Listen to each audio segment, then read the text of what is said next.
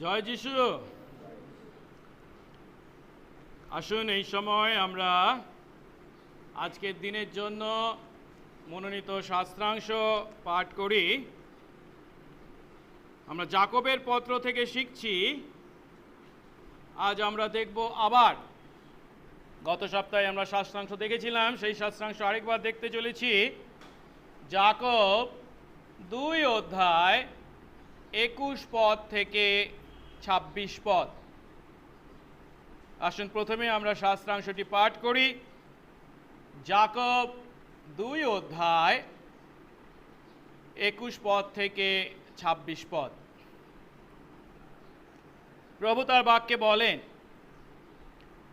আমাদের পিতা অব্রাহাম কর্মহেতু অর্থাৎ যজ্ঞবেদীর উপরে আপন পুত্র ইসহাককে উৎসর্গকরণ হেতু কি ধার্মিক গণিত হইলেন না? তুমি দেখিতেছ বিশ্বাস তাহার ক্রিয়ার সহকারী ছিল, এবং কর্মহেতু বিশ্বাস সিদ্ধ হইল। তাতে এই শাস্ত্রীয় বচন পূর্ণ হইল, আব্রাহাম ঈশ্বরে বিশ্বাস করিলেন এবং তাহা তাহার পক্ষে ধার্মিকতা বলিয়া গণিত হইল, আর তিনি ঈশ্বরের বন্ধু এই নাম পাইলেন। তোমরা দেখিতেছ কর্মহেতু মনুষ্য ধার্মিক গণিত হয়, শুধু বিশ্বাস হেতু নয়। আবার রাহব বেশ্যাও কি সেই প্রকারে কর্মহেতু ধার্মিক গণিতা হইল না? সে তো দূতগণকে অতিথি করিয়াছিল এবং অন্য পদ দিয়া বাহিরে পাঠাইয়া দিয়াছিল। বাস্তবিক যেমন আত্মাবিহীন দেহ মৃত, তেমনি কর্মবিহীন বিশ্বাসও মৃত। আমেন। আসুন প্রার্থনা করি এবং আজকের বাক্যের জন্য প্রভুর আশীর্বাদ কামনা করি।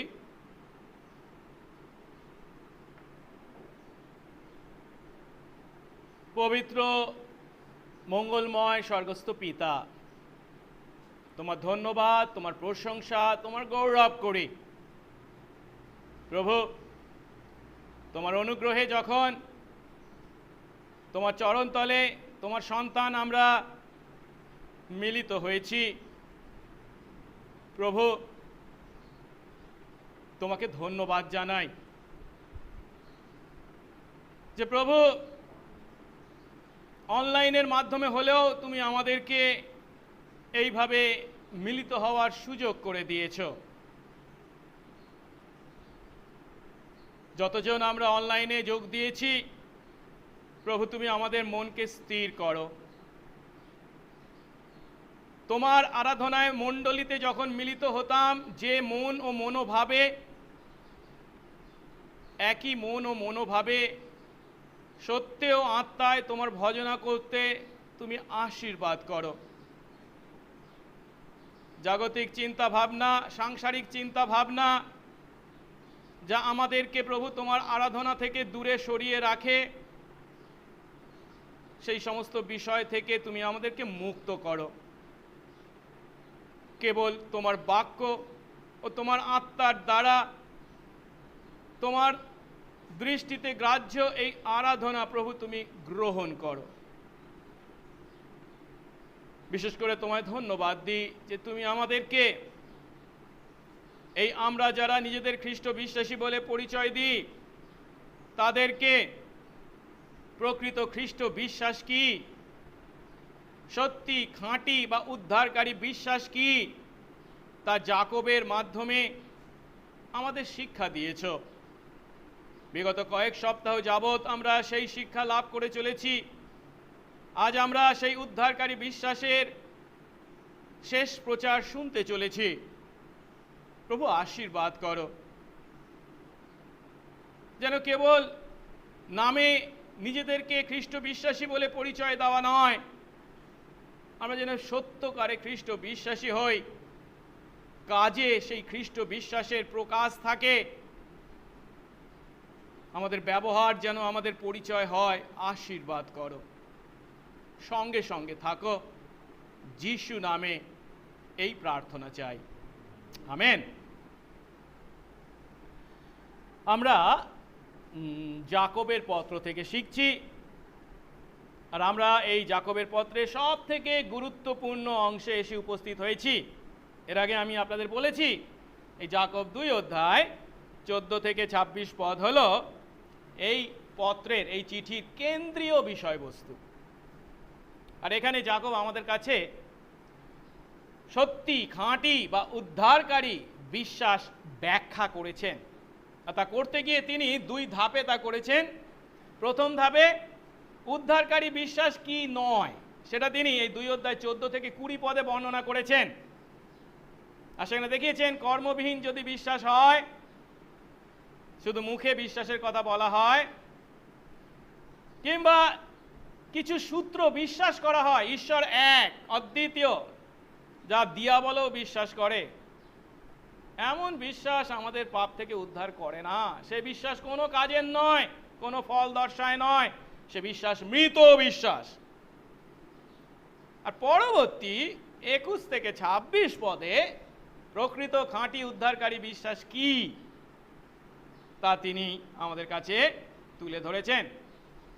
গত সপ্তাহে আমরা এই দ্বিতীয় অংশ অর্থাৎ উদ্ধারকারী বিশ্বাস কি সে বিষয়ে শিখেছি যে সত্যি বিশ্বাস যদি হয়, খাঁটি বিশ্বাস যদি হয়, তা আমাদের জীবনকে অবশ্যই পরিবর্তন করবে। আর সেই সত্য খাঁটি বিশ্বাসের দ্বারা যখন আমাদের জীবন পরিবর্তিত হয়, তখন আমরা বিপদের ঝুঁকি নিয়েও ঈশ্বরের বাক্যের প্রতি বাধ্য হই। বিপদের ঝুঁকি নিয়েও যে আমরা সেই বিশ্বাসে ঈশ্বরের বাধ্য হই, তার পক্ষে সাক্ষ্য বা প্রমাণ বা উদাহরণ হিসাবে যাকব কাকে তুলে ধরেছিলেন? আব্রাহামকে, যিনি তার একমাত্র পুত্রকেও পর্যন্ত ঈশ্বরের আদেশে উৎসর্গ করবার জন্য মরিয়া পাহাড়ে নিয়ে গিয়েছিলেন। আজ আমরা সেই উদ্ধারকারী বিশ্বাসের দ্বিতীয় উদাহরণ যা যাকব দিয়েছেন, রাহবের উদাহরণ, সেই রাহবের সম্বন্ধে শিখব এবং তার জীবনের মাধ্যমে এই উদ্ধারকারী বিশ্বাস কি তা উপলব্ধি করব। আমরা যারা নিজেদেরকে খ্রিস্ট বিশ্বাসী বলে পরিচয় দিই, আমরা কি প্রকৃত খাঁটি বিশ্বাসী? আমরা প্রায়ই বিশ্বাসীদেরকে একটি নামে অভিহিত হতে শুনি এবং তার দ্বারা যথেষ্ট বিব্রত হয়ে থাকি। নামটি হলো নামধারী খ্রিস্টিয়ান, নমিনাল খ্রিস্টিয়ান। আর এর দ্বারা তাদের নির্দেশ করা হয় যারা নিজেদের খ্রিস্ট বিশ্বাসী বলে পরিচয় দেয়, কিন্তু যীশু খ্রিস্টের সঙ্গে তাদের কোনো ব্যক্তিগত সম্পর্ক নেই, বা যীশু খ্রিস্টের সঙ্গে জীবন পরিবর্তনকারী তাদের খাঁটি সম্পর্ক নেই। তারা কেবল তাদের নামের দ্বারা খ্রিস্ট বিশ্বাসী, এই নামের দ্বারাই খ্রিস্টের প্রতি আনুগত্য প্রকাশ করে, তার বেশি কিছু নয়।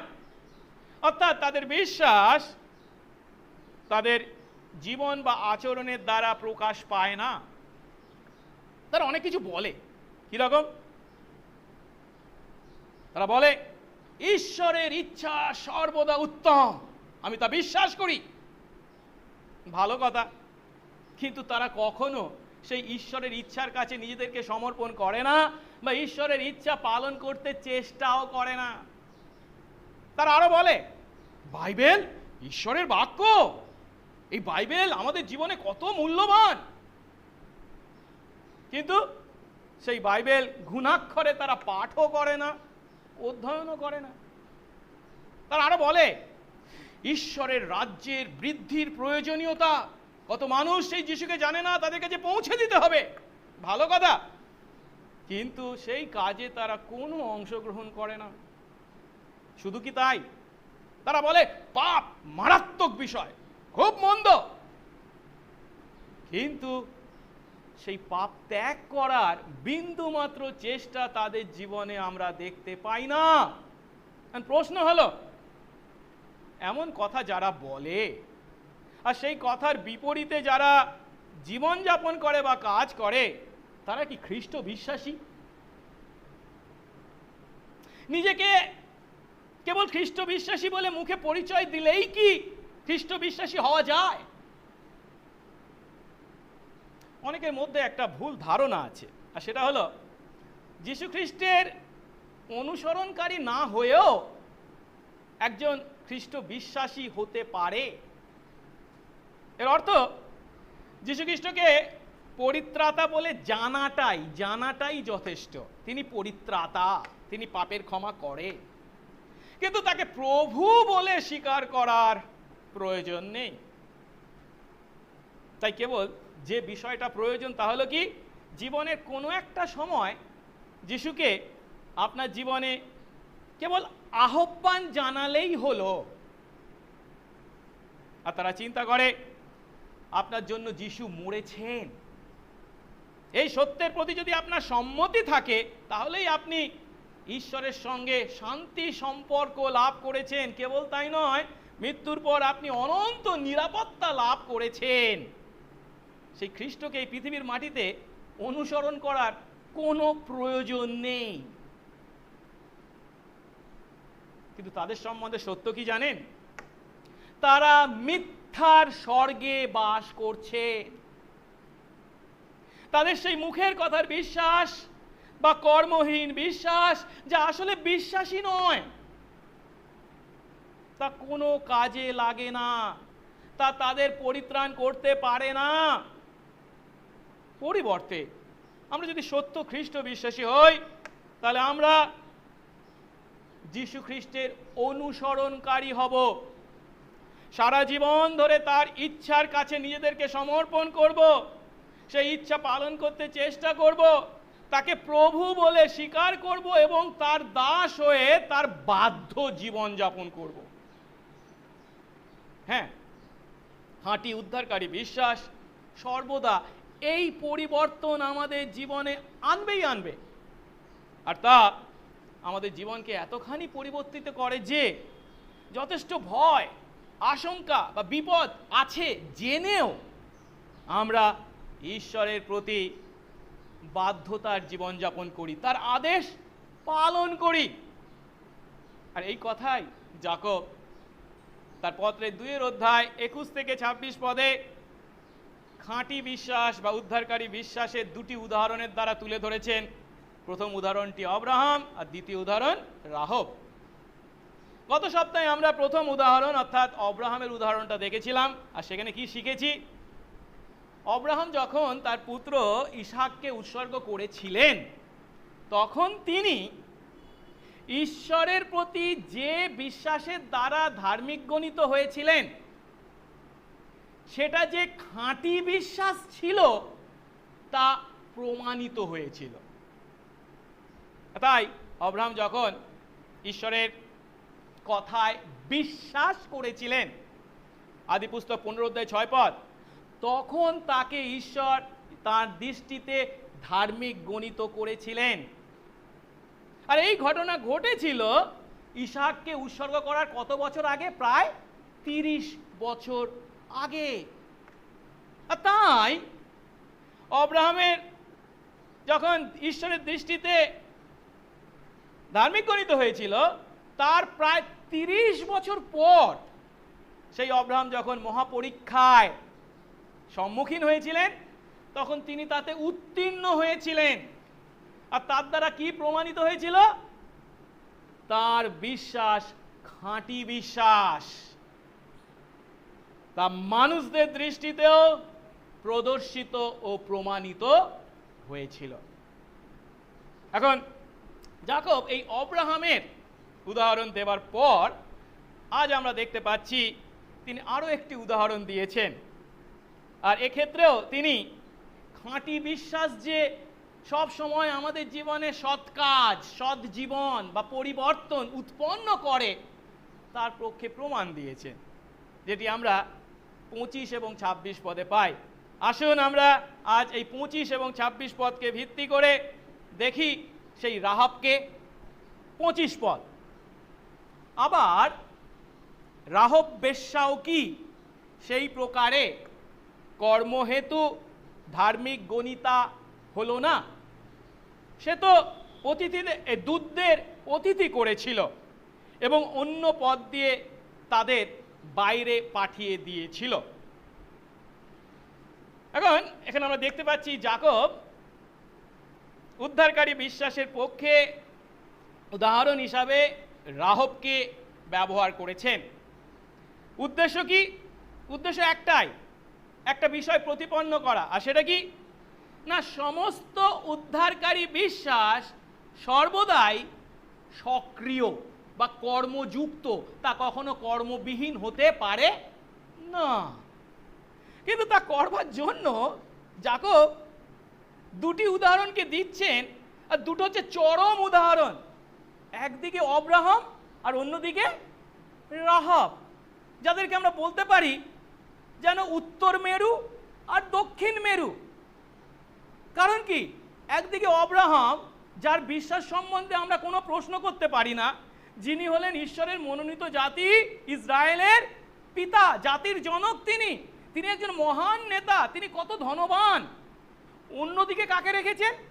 ঠিক তার বিপরীতে, একেবারে শেষ প্রান্তে যার অবস্থান হতে পারে এমন একজন স্ত্রীলোককে, যার নাম রাহব, যিনি জাতিতে কনানীয়, তাদের মধ্যেই তার জন্ম, তাদের মধ্যেই যে বড় হয়েছে।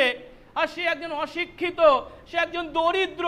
কেবল তাই নয়, তার জীবনযাত্রাও হচ্ছে বা তার জীবিকা হচ্ছে খুবই নিন্দা করার ন্যায় এমন একটি জীবিকা, অনৈতিক জীবনের। এখন যাকব কেন এই দুই মেরুর দুজনকে, চরম উদাহরণকে আমাদের কাছে তুলে ধরেছেন?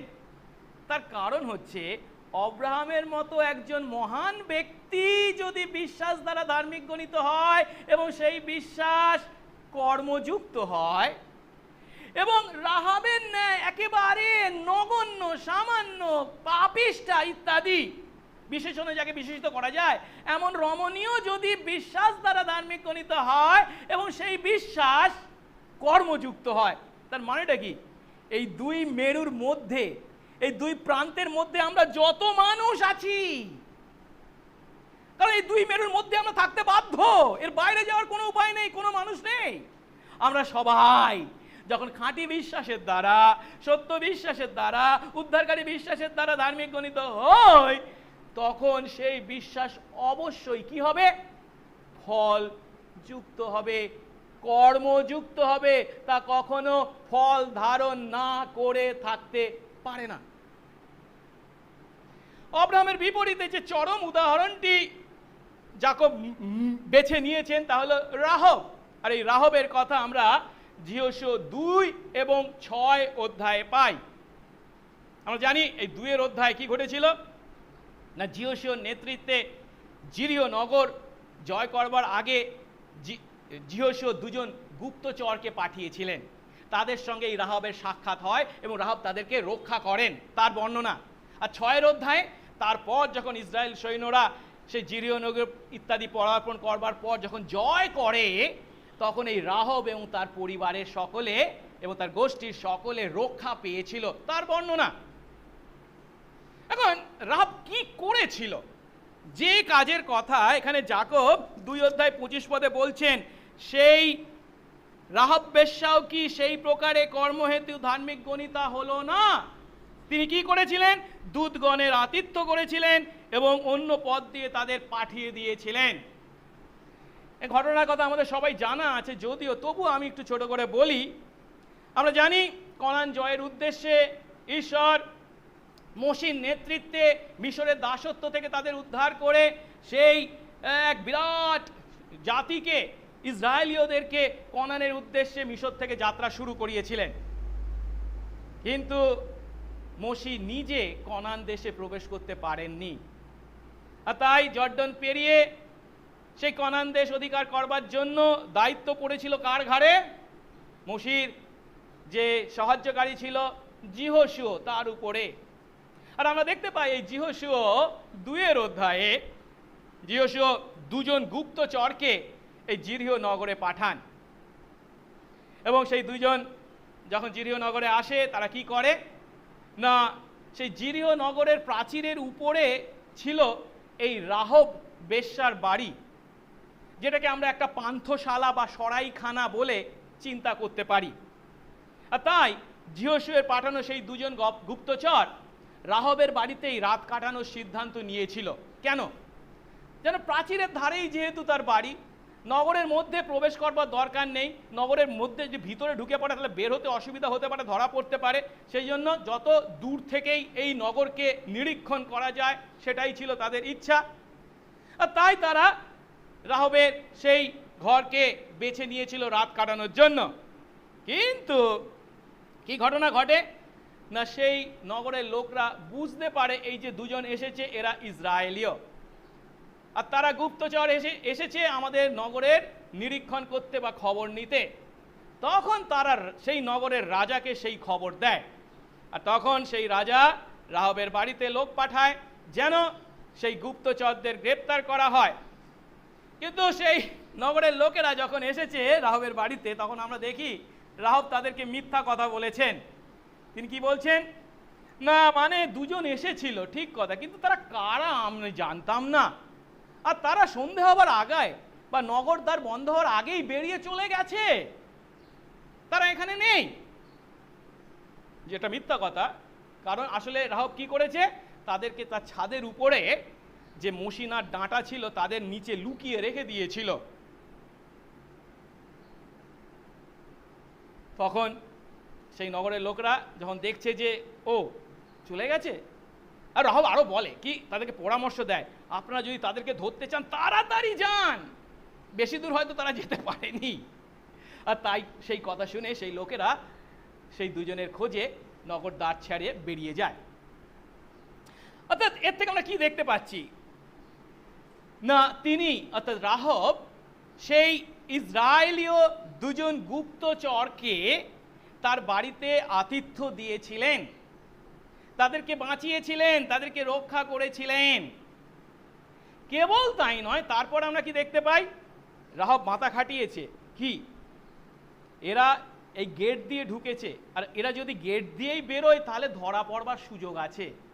তাই কি করেছে, যেহেতু প্রাচীরের উপরেই তার বাড়ি ছিল, আর বাড়িতে প্রাচীরের গায়ে একটা জানলা ছিল, সেই জানলা দিয়ে তাদেরকে প্রাচীরের বাইরে নামিয়ে দিয়েছে দড়ির মাধ্যমে। তাহলে তো গেট দিয়ে বেরোলো না, অন্য পথ দিয়ে বেরিয়ে গেল। সেই জন্য যাকোবো কি বলেছে, অন্য পথ দিয়ে তাদেরকে পাঠিয়ে দিয়েছিল।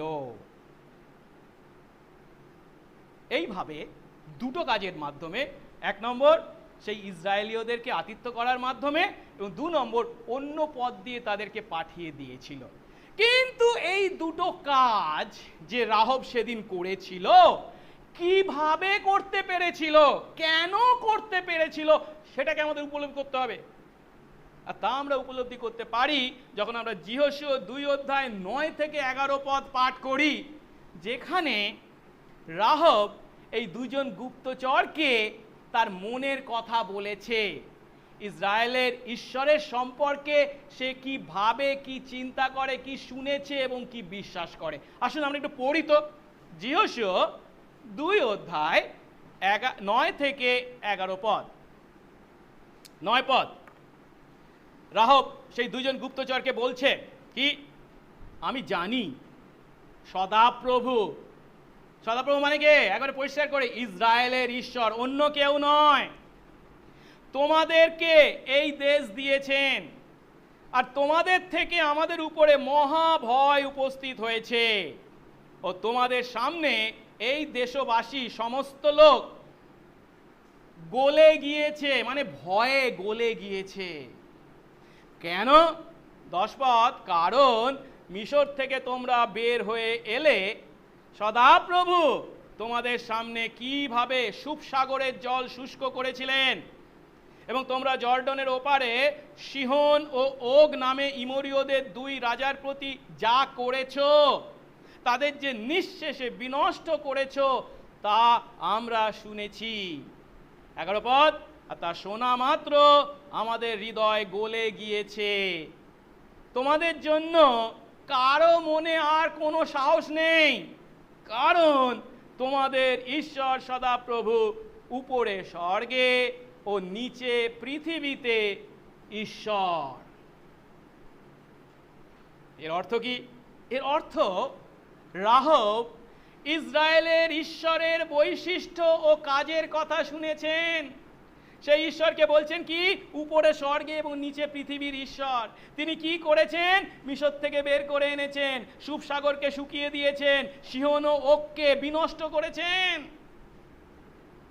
আর এই কথা কেবল শোনা নয়, আর কেবল রাহবও নয়, রাহবের সঙ্গে সেই জিরিহ নগরের সমস্ত অধিবাসী এই কথা শোনার পর উপলব্ধি করেছে কি?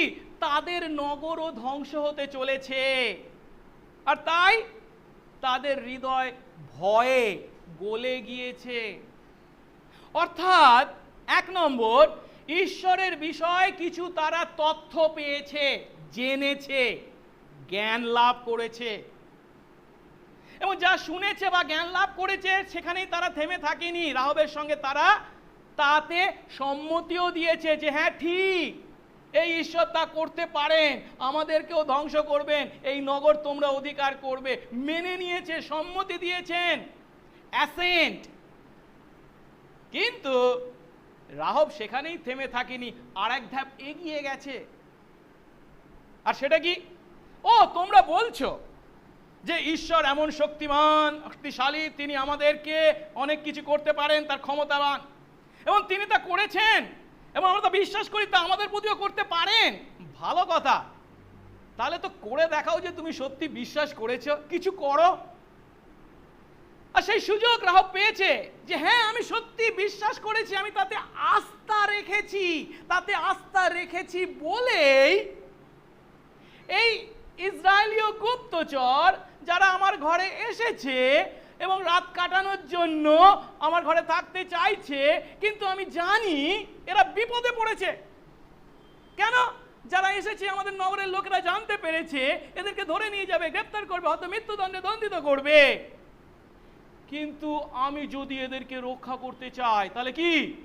আর আমি যদি ধরা পড়ে যাই তাহলে আমাকে কেবল নয়, আমার পরিবারকে, আমার সবাইকে, পরিজনকে হয়তো রাজা বিশ্বাসঘাতকতার দোষে দোষী সাব্যস্ত করে মৃত্যুদণ্ডে দণ্ডিত করবে। যদিও এই ঝুঁকি ছিল তার, বিপদের ঝুঁকি, মৃত্যুর ঝুঁকি, প্রাণের ঝুঁকি, তবুও আমরা রাহবকে দেখতে পাচ্ছি সে সত্যি ঈশ্বরে বিশ্বাস করেছে তা নয়, সেই বিশ্বাস অনুসারে সম্মতি দিয়েছে তা নয়, সেই বিশ্বাস অনুসারে কাজ করেছে, সেই ঈশ্বরে আস্থা স্থাপন করেছে বলেই এমন পরিস্থিতিতে প্রাণের ঝুঁকি নিয়ে পর্যন্ত রাহব সেই ইসরায়েলীয় 2 জন গুপ্তচরের প্রাণ রক্ষা করেছিল। কেবল তাই নয়, যিশু 6 অধ্যায় যখন আমরা যাই আরো দেখতে পাই কি না, সে তার পরিবার, তার পরিজন, তার গোষ্ঠীর লোকদের কাছে ঈশ্বরের দ্বারা উদ্ধার পাওয়া সুসমাচার প্রচারও করেছিল। কেন এই কথা বলছি? কারণ তাদেরকে সেই কথা বলেছিল বলেই তারা তার বাড়িতে এসে অপেক্ষা করছিল। সেই সুসমাচার তারা শুনেছিল, এবং পরে যখন ইসরায়েলীয়রা সেই নগর অধিকার করে তখন তাদেরকে তারা রক্ষা করেছিল। 6 অধ্যায় 23 পদে বলেছে, সেই 2 যুবক চর রাহবের ঘরে প্রবেশ করে রাহবকে, তার পিতামাতা, তার ভাইদের এবং সমস্ত লোককে বের করে আনলো, তার সমস্ত গোষ্ঠীকেও বের করে আনলো, তারা রক্ষা পেল। এখন যেটা বুঝতে হবে, পরিত্রাণ পাওয়ার জন্য ঈশ্বর সম্বন্ধে যে জ্ঞান, যে বুদ্ধি, যথেষ্ট তথ্যের প্রয়োজন ছিল আজ খ্রিস্ট বিশ্বাসী আমরা জানি বা লাভ করেছি, হয়তো সেই পরিমাণে রাহবের কাছে তথ্য ছিল না। কিন্তু এর আগের দিন আমরা শিখেছিলাম, মনে আছে নিশ্চয়ই, উদ্ধারকারী বিশ্বাসের 3টে উপাদান, জ্ঞান, সম্মতি, আস্থা, এই 3টিরই উপস্থিতি ছিল রাহবের জীবনে। আর তাই ঈশ্বর যখন সেই রাহবের হৃদয়কে দেখেছিলেন, উপলব্ধি করেছিলেন, তার দৃষ্টিতে সেই হৃদয় সঠিক হৃদয়। আর তাই তিনি তার অনুগ্রহে রাহাবের হৃদয়ের সেই বিশ্বাসকে ভিত্তি করে তাকে ধার্মিক গণিতা করেছিলেন। আর রাহাব সেই গুপ্তচরদেরকে রক্ষা করতে যে কাজ করেছিল, তাদেরকে আতিথ্য করেছিল, অন্য পথ দিয়ে পাঠিয়ে দিয়েছিল, এই কাজকে ঈশ্বর কি গণ্য করেছিলেন? সে বিশ্বাস করে ধার্মিক গণিত হয়েছে বলে ঈশ্বরের প্রতি বাধ্যতার কাজ। আর তাই যাকব 2:25 যাকব কি লিখেছেন? রাহাব তার কাজের দ্বারা ধার্মিক গণিতা হলো। অর্থাৎ আব্রাহামের মতো রাহাবের বিশ্বাসকেও ভিত্তি করে যে রাহাবকে ধার্মিক গণিতা করা হয়েছে, রাহাবের জীবনে এই সৎ কাজের মাধ্যমে সেই ধার্মিকতার বাহ্যিক প্রকাশ ঘটেছে। অর্থাৎ রাহাবের বাহ্যিক বিশ্বস্ত জীবন হলো তার আভ্যন্তরীণ বিশ্বাস জীবনের বহিঃপ্রকাশ। আব্রাহাম যেমন ঈশ্বরে বিশ্বাস করেছিল, আর ঈশ্বর যখন আদেশ করেছিলেন সেই আদেশের জন্য তাকে কত বড় ঝুঁকি নিতে হবে যদি সেই আদেশ পালন করতে হয় তা জেনেও ইসহাককে মরিয়া পাহাড়ে বলি দেওয়ার জন্য নিয়ে গিয়েছিলেন। ঠিক একইভাবে এখানে ঈশ্বর যদিও আদেশ করেননি, কিন্তু রাহাব উপলব্ধি করেছিলেন তার বিশ্বাস অনুসারে, সেই ঈশ্বরের বিশ্বাস অনুসারে এই বিপদে পড়া ইসরায়েলীয় গুপ্তচরদেরকে তার সাহায্য করা উচিত। আর তা শুধু চিন্তা করা নয়, সেই চিন্তা অনুসারে বিশ্বাস তার খাঁটি ছিল বলে সেই বিশ্বাস অনুসারে তাদেরকে সে আতিথ্য করেছিল এবং অন্য পথ দিয়ে পাঠিয়ে দিয়েছিল। কেন যাকব বলছে যে রাহাব ঈশ্বরের দৃষ্টিতে ধার্মিক গণিতা হয়েছিল। এ বিষয়ে কি আমাদের কোনো সন্দেহ আছে? না, থাকার কোনো প্রয়োজন নেই। কারণ ঈশ্বর যেহেতু তাকে ধার্মিক গণিতা করেছিলেন, সেই হেতু আমরা দেখতে পাই ইসরায়েলের পরবর্তী ইতিহাসে তাকে মর্যাদার আসনে বসিয়েছেন। এই রাহাবকেই তিনি আমাদের প্রভু যীশু খ্রিস্টের পিতৃপুরুষ হবার সুযোগ দিয়েছেন। কারণ প্রভু যীশু খ্রিস্ট তথা মসীহ যখন এই পৃথিবীর মাটিতে এসেছিলেন, যে লাইন ধরে বংশরেখা ধরে তিনি এসেছিলেন, সেই বংশরেখায় আমরা তার উপস্থিতিকে দেখতে পাই। যখন আমরা মথিলিখিত সুসমাচার 1 পাঠ করি, যেখানে যিশুর পূর্বপুরুষদের তালিকা দেওয়া হয়েছে, কিন্তু একটা বিশেষ বিষয় হলো ইহুদিদের বংশ তালিকায় সাধারণত স্ত্রীলোকদের নাম থাকে না, শুধু পুরুষদের নামই থাকে। কিন্তু যিশুর বংশ তালিকায় আমরা 4 জন স্ত্রীলোকের নাম পাই। হ্যাঁ, তামার, তারপরে কে? রাহাব, তারপরে কে? রুথ, আর কে? মরিয়মের কথা বলা যেতে পারে, মরিয়ম। কিন্তু আরেকজনের নামটা যদিও বলেনি, কিন্তু ইনডাইরেক্টলি উল্লেখ করা হয়েছে, উরিয়ার স্ত্রী অর্থাৎ বাথশেবার কথা, নামটা যদিও বলেনি, কিন্তু রাহাবের নাম এখানে উল্লেখ করা হয়েছে। শুধু কি তাই, আমরা ইব্রিয় 11 আমাদের বিশ্বাসের পূর্বপুরুষ যারা ছিল তাদের যে লিস্ট পাই, তালিকা পাই, সেখানেও আমরা এই রাহাবের নামকে দেখতে পাই। শুধু আব্রাহামের নাম, মোশির নাম যে সেখানে আছে তা নয়, রাহাবের নামও আছে। ইব্রিয় 11:31 বলা হয়েছে, বিশ্বাসে রাহাব বেশ্যা শান্তির সঙ্গে গুপ্তচরদের অভ্যর্থনা করায় অবাধ্যদের সঙ্গে তাকে বিনষ্ট হতে হয়নি। আসুন এবারে আমরা একটু এই রাহাবের বিশ্বাসটাকে পর্যালোচনা করে দেখি। আমরা যেটা স্পষ্ট দেখতে পাই সেটা হলো আব্রাহামের মতো রাহাবের বিশ্বাসও দৃশ্যগ্রাহ্য, মানে চোখে দেখা যায় এমন বাহ্যিক ফলের অধিকারী ছিল। কেন? আমরা জানি যিহোশূয়া 2 জন গুপ্তচর বা সেই খবর সংগ্রহকারীকে পাঠিয়েছিলেন, আর রাহাব কি করেছিলেন? তাদেরকে সহৃদয়তার সঙ্গে আতিথ্য দিয়েছিল। কারণ রাহাব তাদেরকে কি হিসাবে জ্ঞান করেছিলেন? ঈশ্বরের দাস, ইসরায়েলের ঈশ্বরের দাস হিসাবে দেখেছিল।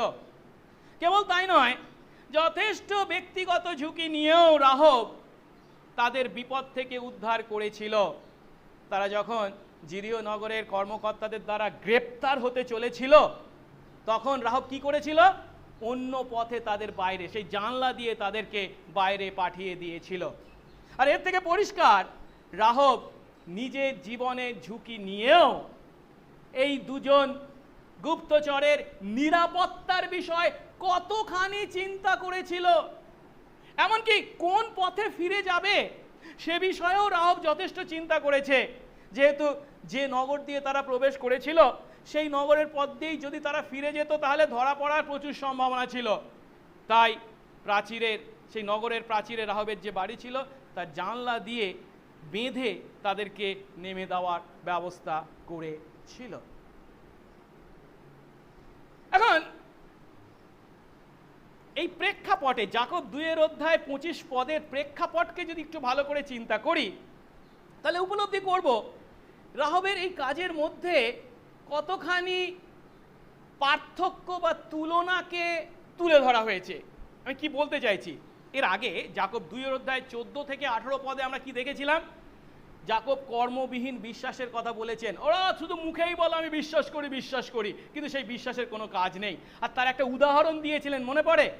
15 থেকে 18 পদে কি উদাহরণ?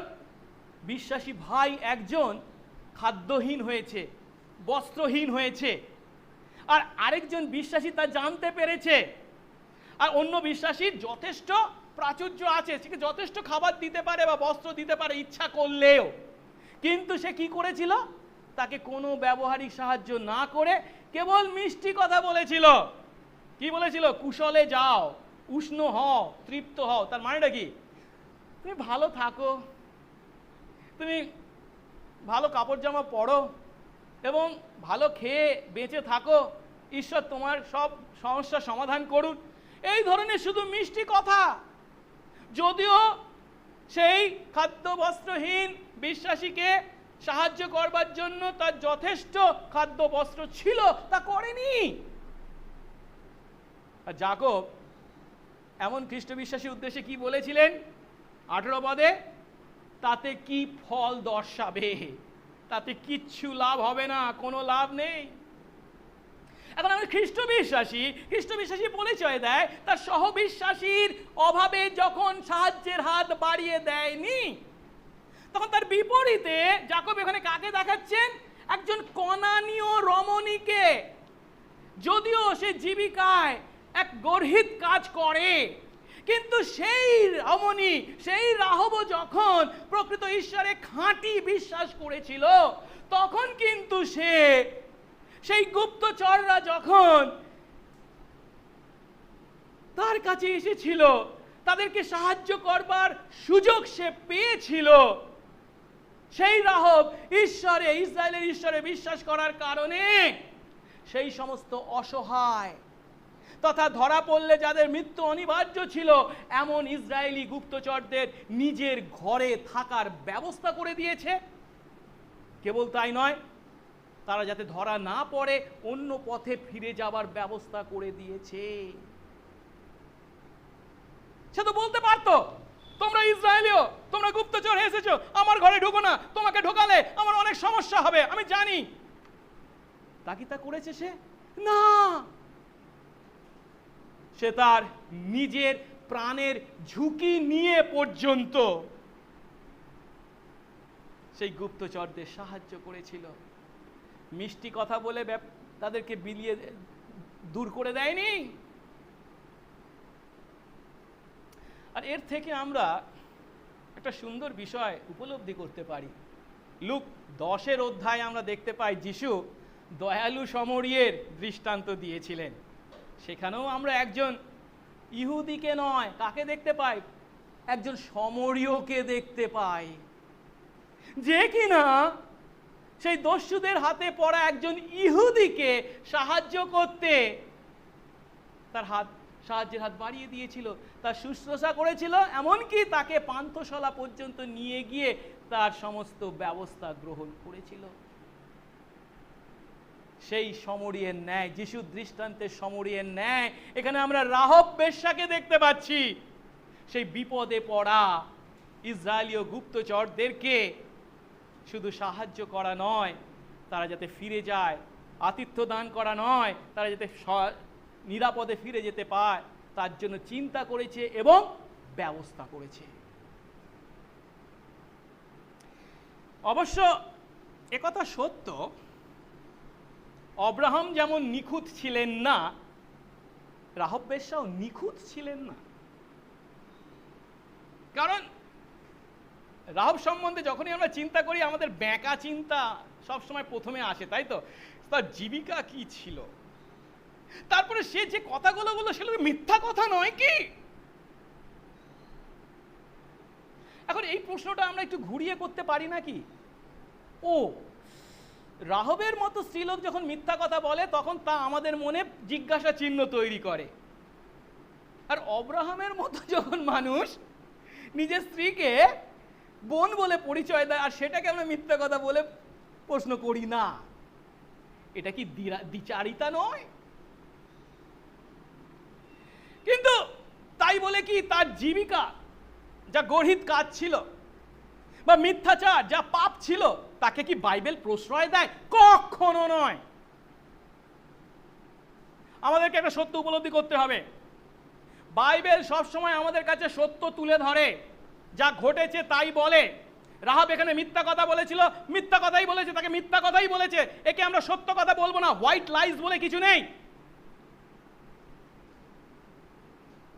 কিন্তু রাহাব যদি মিথ্যা কথা বলতে পারে, আমরাও মিথ্যা কথা বলতে পারি।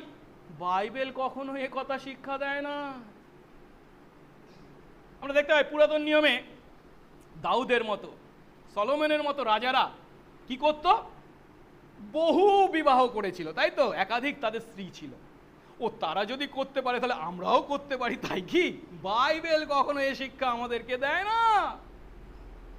বাইবেল মানুষদের পাপকে দেখিয়ে দেয়, সেই পাপের জন্য সমস্যাকেও দেখিয়ে দেয়, কিন্তু সেই পাপ থেকে আমাদেরকে দূরে থাকতে বলে। এখানেও খুব পরিষ্কারভাবে রাহাবের জীবিকা বা এই মিথ্যাচারের জন্য কখনোই তার প্রশংসা করা হয়নি।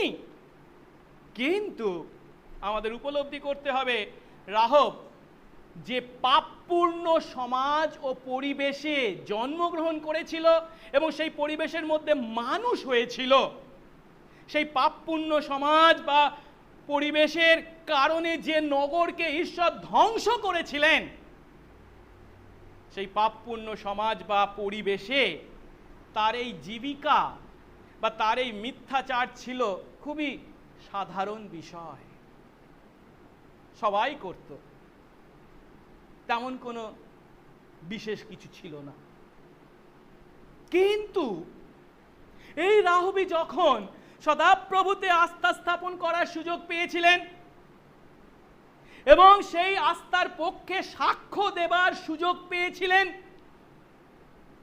রাহব তখন ঝুঁকি নিয়েও, নিজের প্রাণের ঝুঁকি নিয়েও তার বিশ্বাসের পক্ষে কাজ করেছিলেন।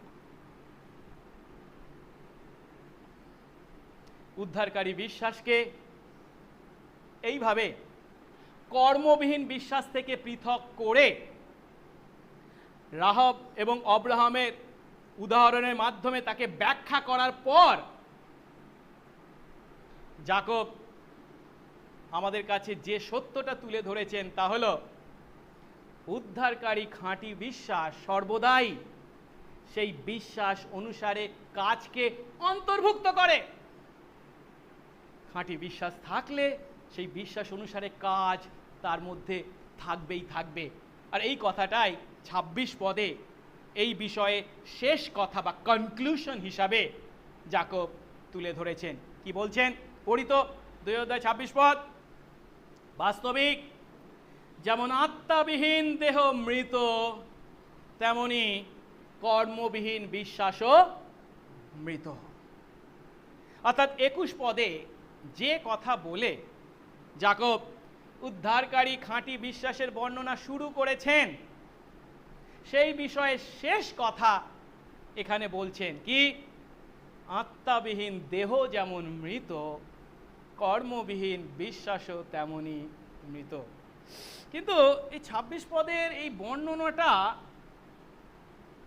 বা এই তুলনাটা উপরে উপরে পড়লে আমরা একটু চিন্তায় পড়ি, আমরা অবাক হই। কেন? কারণ এখানে বিশ্বাসকে কার সঙ্গে তুলনা করা হয়েছে? দেহের সঙ্গে। আর কর্মকে কার সঙ্গে তুলনা করা হয়েছে? আত্মার সঙ্গে। কর্মবিহীন আত্মা, কর্মবিহীন বিশ্বাস হচ্ছে কি? মৃত। ঠিক একইভাবে আত্মাবিহীন দেহ হচ্ছে মৃত। মানে বিশ্বাসটা হচ্ছে দেহ আর কর্মটা হচ্ছে কি? আত্মা। আমরা সাধারণত কি মনে করি? আমরা সাধারণত আমাদের যে জ্ঞান রয়েছে কি, আত্মা হচ্ছে বিশ্বাস, সেই বিশ্বাস যদি থাকে তার বাহ্যিক আকারটা কি? কর্ম হিসাবে প্রকাশ পায়। এখানে কিন্তু উল্টো করা হয়েছে, যাকে উল্টো করেছেন, ভিতরটাকে দেখাচ্ছেন এটা হচ্ছে কি? আত্মাটা হচ্ছে কি? কর্ম, আর বাইরেটা হচ্ছে কি? বিশ্বাস। এটা কেন করলে? এর কারণটা হচ্ছে আমরা একটু ১৪ পদে দেখেছিলাম এই বিষয়বস্তু শুরুটা কোথায় হয়েছে? ১৪ থেকে ২৬ পদ। ১৪ পদে আমরা কি দেখেছিলাম? যাকব একজন ব্যক্তিকে তুলে ধরেছেন, যে ব্যক্তি কি বলে? আমার বিশ্বাস আছে। ভালো কথা, কিন্তু তার কর্ম নেই। সেখানে কি বলছে সে? আমার বিশ্বাস আছে কিন্তু তার কর্ম নেই। এখন বিশ্বাস আছে মানে কি?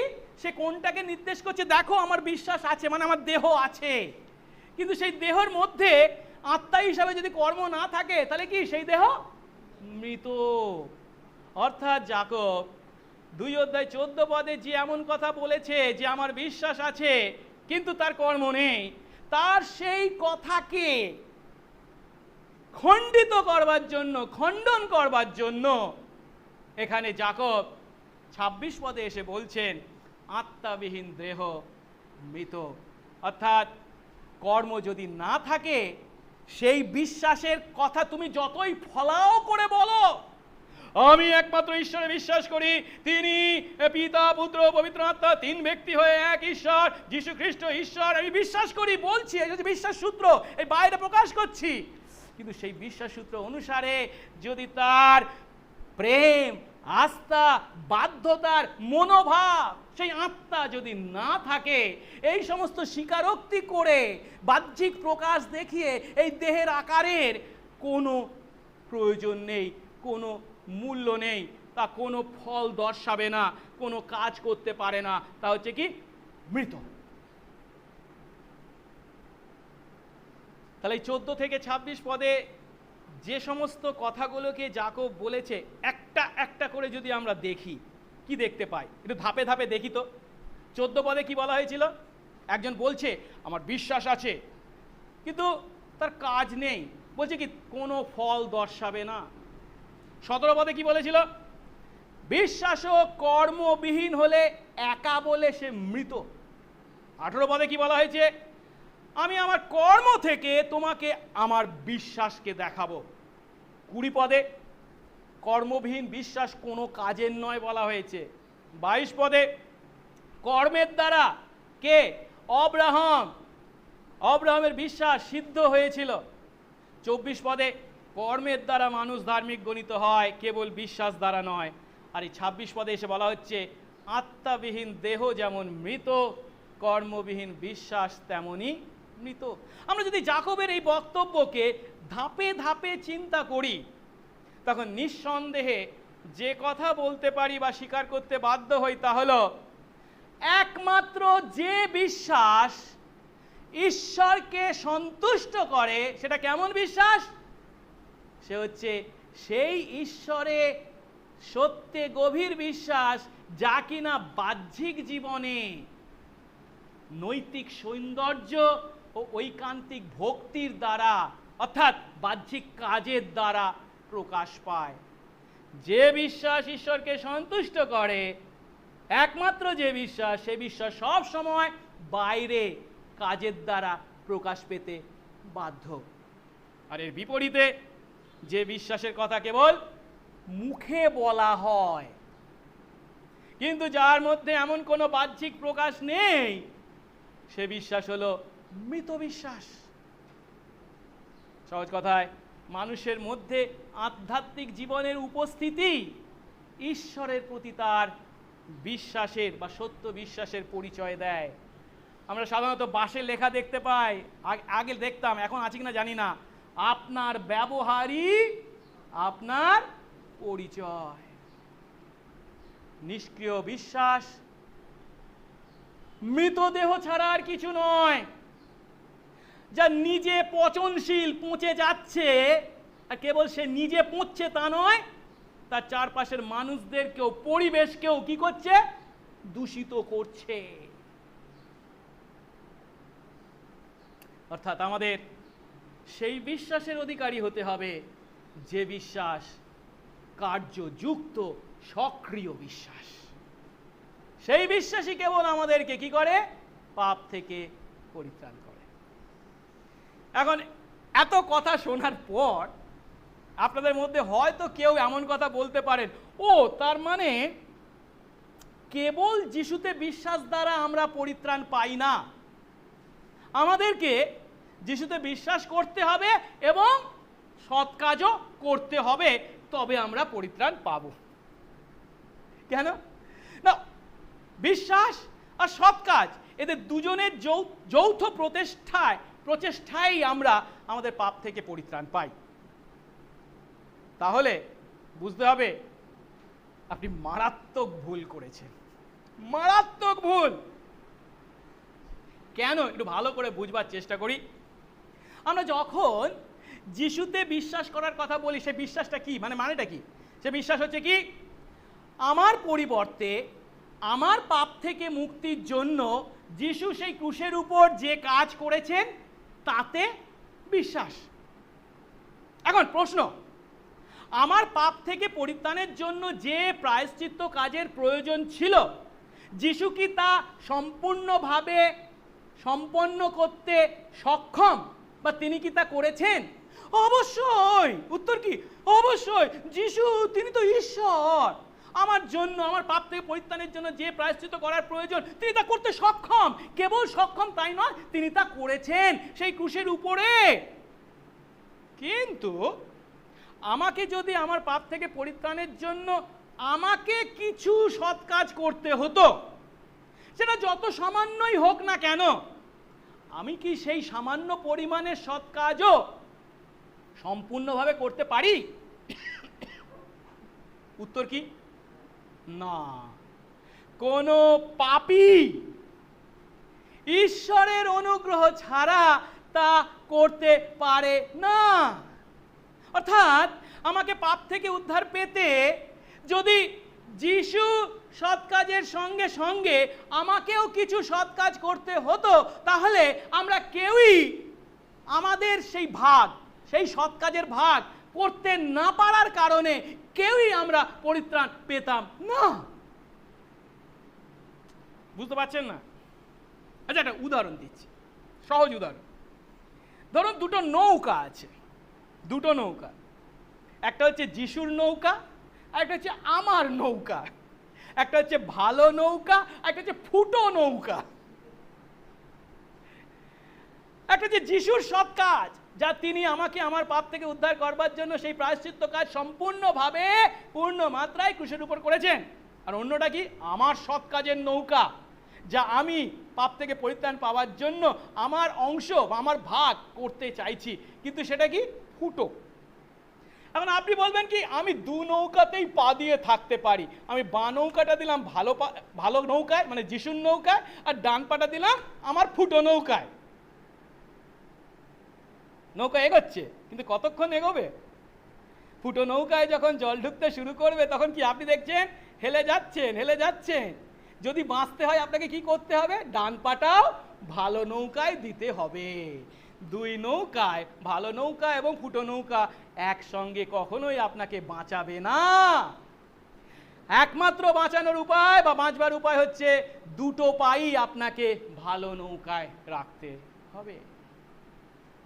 আরেকটা উদাহরণ দিই।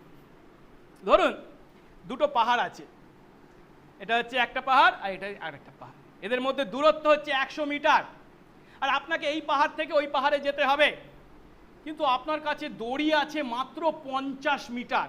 100 মিটার হচ্ছে দূরত্ব, আপনার কাছে দড়ি আছে কত মিটার? 50 মিটার। আর কিছু আছে কি? ভালো করে খুঁজে দেখলে সুতো আছে। এখন 50 মিটার দড়ি আর 50 মিটার সুতো জুড়ে কি আপনি সেই দড়ি ঝুলে এপার থেকে ওপারে যেতে পারবেন? সুতো তো সঙ্গে সঙ্গে ছিঁড়ে যাবে, কোনোদিন পারবেন না। না, আপনি বলুন না না না না একটু ভালো করে দেখি, আমার 50 মিটার দড়ি না, আমার কি বলে 80 মিটার দড়ি আছে, কিন্তু 20 মিটার সুতো, তাতে কি যেতে পারবেন? না, তাতেও ছিঁড়ে যাবে। না, 90 মিটার দড়ি, 10 মিটার সুতো, তাতে কি পারবেন? না, তাতেও ছিঁড়ে যাবে। না না, 99 মিটার দড়ি আছে, 1 মিটার সুতো দিয়ে হবে না? না, হবে না, তাতেও ছিঁড়ে যাবে। আপনাকে যদি এই পাহাড় থেকে ওই পাহাড়ে যেতে হয়, আপনার 100 মিটারই দড়ির প্রয়োজন, তার সামান্য কম হলেও হবে না। ঠিক একইভাবে পাপ থেকে পরিত্রাণ পেতে হলে আমাদের যে সৎ কাজ প্রয়োজন, তাতে যীশু খ্রিস্টের সৎ কাজের পাশাপাশি পাপী আমাদের যদি কোনো অংশগ্রহণ, কোনো কন্ট্রিবিউশন থাকতো, তাহলে আমরা কেউই সেই শর্ত পূর্ণ করতে পারতাম না। কারণ বাইবেল বলে পাপী মানুষ আমরা আমাদের পাপে ও অপরাধে মৃত। পাপে ও অপরাধে যে মৃত, সে কখনো ঈশ্বরের দৃষ্টিতে কোনো সৎ কাজই করতে পারে না। ফলস্বরূপ আমরা কেউই সেই শর্ত পূর্ণ করতে পারতাম না, আর তাই আমরা কেউই যিশুর সৎ কাজ ও আমাদের সৎ কাজ দ্বারা পরিত্রাণ পাই না। পরিবর্তে কেবল যিশুর সেই সৎ কাজ, যা তিনি ক্রুশের উপর সাধন করেছেন এবং সম্পূর্ণ মাত্রায় সাধন করেছেন, যার সঙ্গে কিছুই যোগ করার প্রয়োজন নেই, সেই সৎ কাজে অর্থাৎ কেবল যিশুতে বিশ্বাসে আমরা আমাদের পাপ থেকে পরিত্রাণ পাই। কেবল ঈশ্বরের অনুগ্রহের দ্বারা, কেবল যিশুতে বিশ্বাসের মাধ্যমেই আমরা আমাদের পাপ থেকে পরিত্রাণ পেয়েছি। কিন্তু আমরা যদি এই সত্য পরিত্রাণ পেয়ে থাকি, তখন তার অর্থ আমরা খাঁটি বিশ্বাসের, উদ্ধারকারী বিশ্বাসের অধিকারী। আর আমরা যদি মুক্তিপ্রাপ্ত হয়ে থাকি, পরিত্রাণ পেয়ে থাকি সেই খাঁটি বিশ্বাসের মাধ্যমে, তাহলে তা আমাদের জীবনের দ্বারা প্রকাশ পেতে বাধ্য।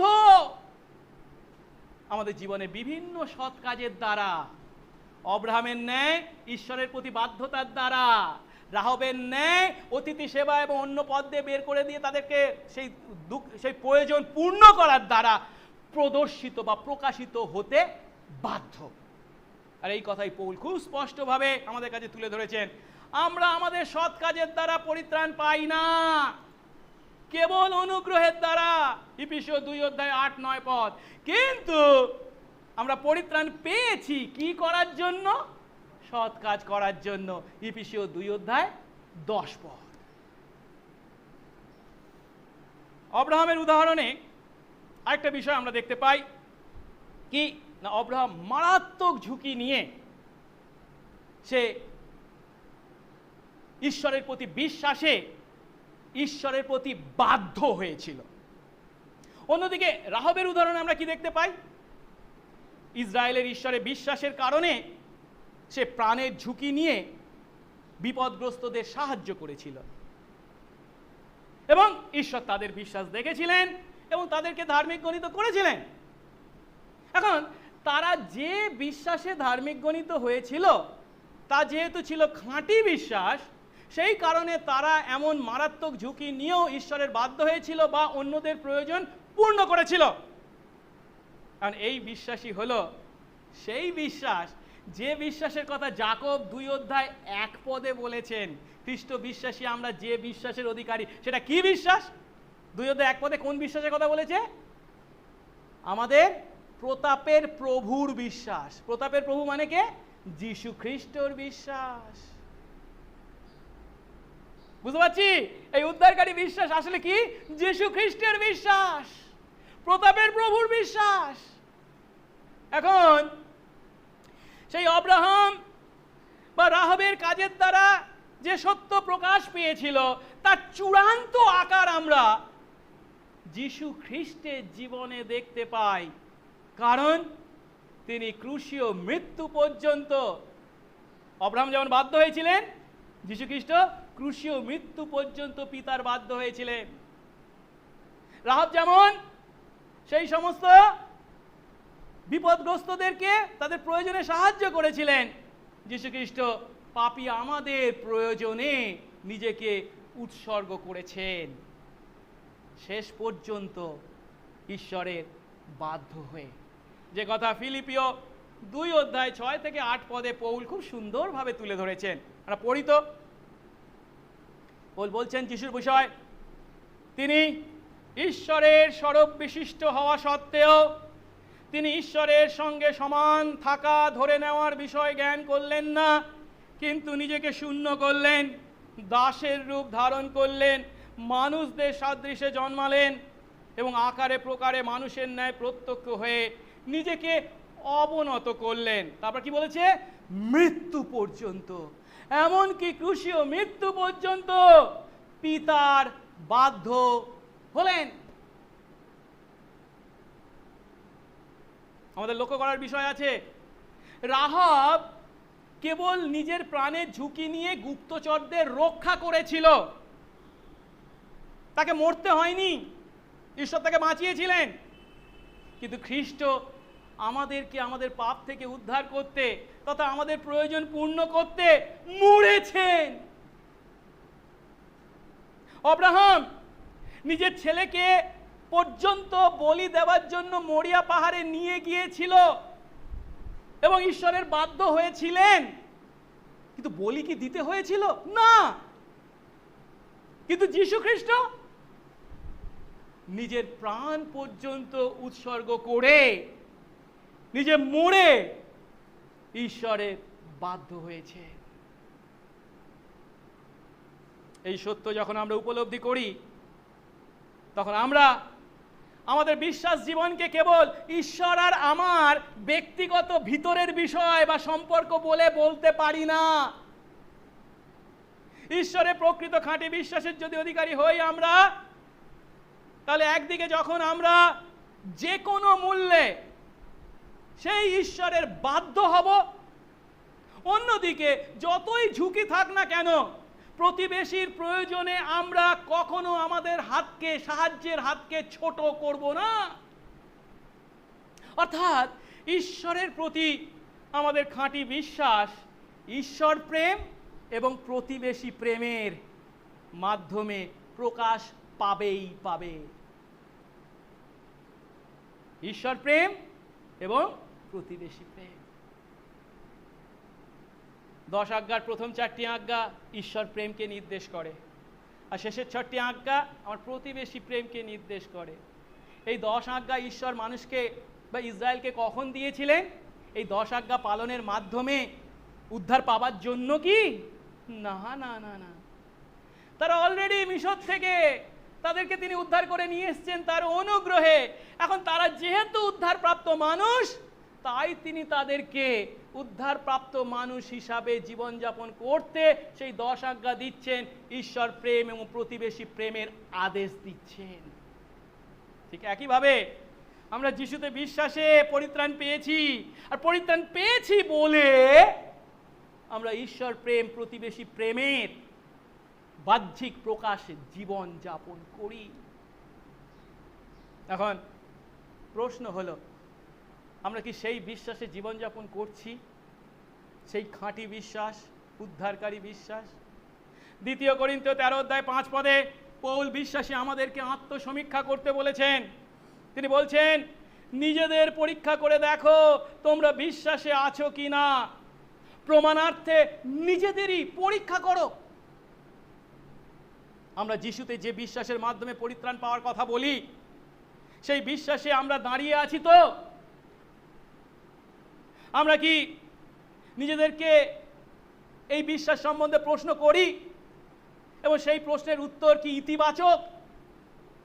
প্রভু আমাদেরকে আশীর্বাদ করুন, আমরা যেন প্রত্যেকে আমাদের সেই প্রতাপের প্রভু তথা যীশু খ্রিস্টের বিশ্বাসে বিশ্বাসী হই, যিনি পাপ জানেন নাই, তাকে ঈশ্বর আমাদের পক্ষে পাপ স্বরূপ করলেন যেন আমরা তাতে ঈশ্বরের ধার্মিকতা স্বরূপ হই। আমরা সেই যীশু খ্রিস্টে বিশ্বাসের কথা মুখে বলবো, আর আমাদের জীবনে তার পক্ষে সাক্ষ্য থাকবে না, তা কি হতে পারে? যদি নিজেদের খ্রিস্ট বিশ্বাসী বলে পরিচয় দিই, আসুন খ্রিস্টকে অনুসরণ করি, তাকে প্রভু বলে স্বীকার করি, আর ঈশ্বরের প্রতি বাধ্যতার আর প্রতিবেশীদের প্রতি ভালোবাসার জীবন যাপন করি। শেষ করব একটা উদাহরণ দিয়ে। এর আগে হয়তো আমি আপনাদেরকে বলেছি আলেকজান্ডারের উদাহরণ। আলেকজান্ডারের নাম নিশ্চয়ই আপনারা শুনেছেন, মহান, দ্য গ্রেট আলেকজান্ডার। প্রায় সমগ্র বিশ্ব জুড়ে জয় করার উদ্যোগী যিনি হয়েছিলেন। তিনি সবসময় যখন কোনো যুদ্ধ করতেন সামনে দাঁড়িয়ে পরিচালনা দিতেন, আর যুদ্ধ যখন শেষ হয়ে যেত সেই যুদ্ধের পর একটা সমীক্ষা করতেন। সেই যুদ্ধে যে সমস্ত সৈন্যরা থাকতো তাদেরকে ডেকে পাঠাতেন এবং তারা কে কীরকম যুদ্ধে অংশ নিয়েছে সে বিষয়ে বিচার করতেন। যারা ভালো করতো তাদের প্রশংসা করতেন এবং পুরস্কৃত করতেন, আর যারা হয়তো অন্য কিছু করেছে তাদেরকে শাস্তি দিতেন। তো এমন সময় দেখা যাচ্ছে একটা ছেলেকে, যুবক ছেলেকে তার কাছে ধরে নিয়ে আসা হয়েছে। জিজ্ঞাসা করা হচ্ছে, আলেকজান্ডার জিজ্ঞাসা করছে দোষ কি? না, এ যুদ্ধের সময় যুদ্ধক্ষেত্রে গেছিল কিন্তু বিপক্ষকে দেখে ভয় পালিয়েছে, পরে ধরা পড়েছে, নিয়ে আসা হয়েছে। আলেকজান্ডার তাকে ডেকে পাঠিয়েছে, সামনে এসো। সে সামনে এগিয়ে এসেছে। আলেকজান্ডার জিজ্ঞাসা করছে তোমার নাম কি? এর নামও ছিল আলেকজান্ডার। তা সে বলছে আমার নাম আলেকজান্ডার। তো আরেকবার জিজ্ঞাসা তোমার নাম কি? আলেকজান্ডার। তোমার নাম কি? আলেকজান্ডার। তখন আলেকজান্ডার এগিয়ে গেছে, তার জামাটা ধরেছে, এইভাবে তুলেছে, তারপরে মাটিতে ছুঁড়ে ফেলে বলছে হয় তোমার নাম পরিবর্তন করো, নয় তোমার আচার ব্যবহার পরিবর্তন করো, আচরণ পরিবর্তন করো। Change your name or change your conduct. আমরা খ্রিস্ট বিশ্বাসী বলে নিজেদের পরিচয় দেব, আর আমাদের আচরণ হবে সেই যুবকের ন্যায়, যুদ্ধক্ষেত্র থেকে পালিয়ে যাওয়ার ন্যায়। প্রভু আমাদেরকে আশীর্বাদ করুন। প্রভু আজ আমাদেরকে বলছেন খ্রিস্ট বিশ্বাসী বলে নিজেদের পরিচয় দাও, তোমার নাম পরিবর্তন করো, নয় তোমার আচরণ পরিবর্তন করো। আসুন প্রার্থনা করি। প্রভু তোমার ধন্যবাদ করি যে প্রভু তুমি তোমার বাক্যের মাধ্যমে, তোমার আত্মার মাধ্যমে আমাদেরকে পরিচালনা দিয়ে থাকো। আজও তুমি দিয়ে চলেছ।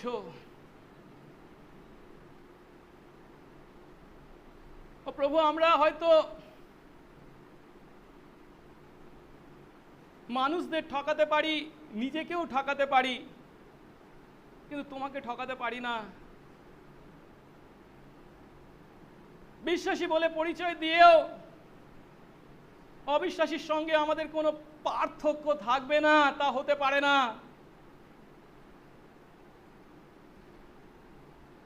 দয়া করো প্রভু, প্রকৃত খ্রিস্ট বিশ্বাসী আমরা যেন হয়ে উঠি। সেই প্রকৃত খ্রিস্ট বিশ্বাস কেবল মুখের কথায় নয়, কিন্তু পরিবর্তিত জীবনের দ্বারাই যে প্রমাণিত হয়। সেই যে শিক্ষা তুমি আজ আমাদেরকে দিলে, সেই উপলব্ধিতে সঠিক জীবনযাপন করতে তুমি আশীর্বাদ করো, দয়া করো, তোমার অনুগ্রহ দাও প্রভু গো। এতদিন যদি ভুল পথে চলে থাকি, ভুলকে ভুল বলতে, স্বীকার করতে সাহস দাও। এবং তোমার দয়ায় পরিবর্তিত হতে, প্রকৃত বিশ্বাসের অধিকারী হতে আশীর্বাদ করো। সঙ্গে সঙ্গে থাকো। যিশু নামে এই প্রার্থনা চাই, আমেন।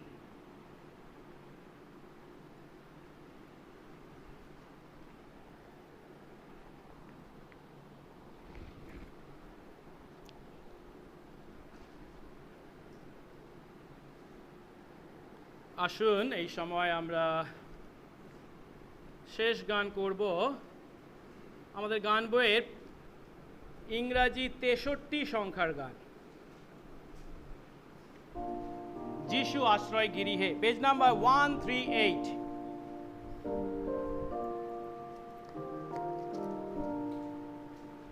যিশু আশ্রয় গিরিহে, লুকাও আমায় তোমাতে, তব পার্শ্ব নিগত বাড়িব আর শোনিত, ঘুচায় পাপের দায় বল, আমায় কর তাই নির্মল, বৃথা শ্রম চেষ্টা হে, তোমার বিধি পালিতে, হোক মোর যতন বিরল, পড়ুক নিত্য নেত্র জল, তাই না হবে মুক্ত প্রাণ, তোমা বিনা নাহি ত্রাণ, হাতে কিছু নাই আমার, ধরি কেবল ক্রুশ তোমার, বস্ত্রহীনকে দাও বসন, নিরুপায়কে কৃপা ধন, মলিনামে স্রোতে ধায়, ধোয়া পাছে মরে যায়, এ অস্থায়ী জীবনে কালো নিদ্রা শয়নে, ছাড়ি যবে এ ভুবন, হেরব তব সিংহাসন, মম আশ্রয় গিরিহে, লেখো আমায় লুকায়ে, আমেন।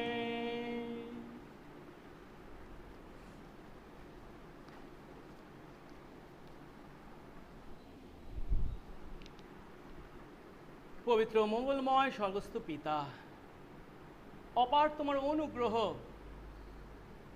যে অনুগ্রহে প্রভু এই জঘন্য, কুৎসিত, দুর্গন্ধযুক্ত পাপী আমাদেরকে উদ্ধার করতে প্রভু তুমি তোমার পুত্রকে পাঠিয়েছিলে, যিনি ঈশ্বর হয়েও মানুষ হয়ে এই পৃথিবীর মাটিতে জন্মগ্রহণ করলেন, নিজে নিষ্পাপ নিষ্কলঙ্ক হয়েও, পাপ না জেনেও আমাদের পরিবর্তে পাপ স্বরূপ হলেন, আমাদের সমস্ত পাপের শাস্তি নিজে বইলেন সেই ক্রুশের উপরে, আমাদের পাপের প্রায়শ্চিত্ত করলেন। শুধু কি তাই, যে বিধান পালনের 100% বিধান পালনের জীবনযাপন আমার প্রয়োজন ছিল, তাও তিনি আমার পরিবর্তে করলেন এই পৃথিবীর মাটিতে, যেন তোমার অনুগ্রহে, তোমারই দেওয়া বিশ্বাসে যখন তাকে প্রভু বলে গ্রহণ করি, সেই খাঁটি বিশ্বাসের অধিকারী হই, আমরা পাপের ক্ষমা পেয়ে তোমার সন্তান হই, তোমাকে বাবা বলে ডাকার সুযোগ পাই। প্রভু, এই কথাগুলো, এই সত্যগুলো কেবল যে জানা বা স্বীকার করা তা নয়, তা বিশ্বাস করতে তুমি আমাদের বলেছো, যার অর্থ সেই খ্রিস্টে আস্থা স্থাপন করা। আর যদি আমরা প্রকৃত আস্থা স্থাপন করি, প্রভু তোমাকে প্রভু বলে বিশ্বাস করে স্বীকার করে তোমার অনুসারী হই, তোমার প্রতিটি আদেশের প্রতি বাধ্য হওয়ার চেষ্টা করি এবং অন্যের প্রয়োজনে সাহায্যের হাত বাড়ি দিতে কখনো খাটো করি না নিজেদের হাতকে। তোমার প্রতি সেই ভালোবাসা, প্রতিবেশীদের প্রতি সেই ভালোবাসার জীবন আমরা যাপন করি।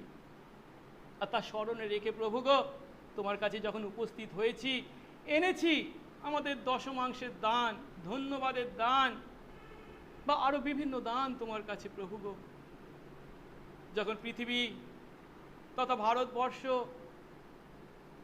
কঠিন পরিবেশ পরিস্থিতির মধ্যে দিয়ে চলেছে প্রভু গো, তার মাঝেও তোমার সন্তান হিসাবে যে আমরা আমাদের সাহায্যের হাত আমাদের চারপাশের মানুষদের প্রতি বাড়িয়ে দিতে পারি, তার যে সুযোগ আমাদেরকে দিয়েছো, সেই সুযোগ যেন রাহাবের ন্যায় ব্যবহার করি। প্রকৃত অর্থে সেই আশীর্বাদ করো, সঙ্গে সঙ্গে থাকো। তুমি উচ্চীকৃত গৌরবান্বিত হও। যিশু নামে এই প্রার্থনা চাই, আমেন। এক্ষণে আমাদের একমাত্র ত্রাণকর্তা প্রভু যীশু খ্রিস্টের অপার অনুগ্রহ আমাদের প্রত্যেকের প্রতি, তার সন্তানদের প্রতি, আমাদের চারপাশে তার মনোনীত প্রত্যেকটি আত্মার প্রতি, অনলাইনে আরাধনারত তার সন্তানদের প্রতি এখন থেকে অনন্তকাল পর্যন্ত বিরাজিত হোক, আমেন।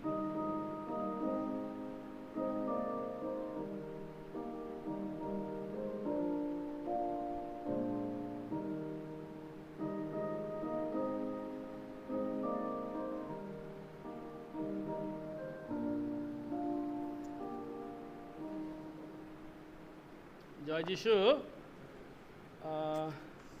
বিজ্ঞপ্তি, আমাদের দেশে কোভিডের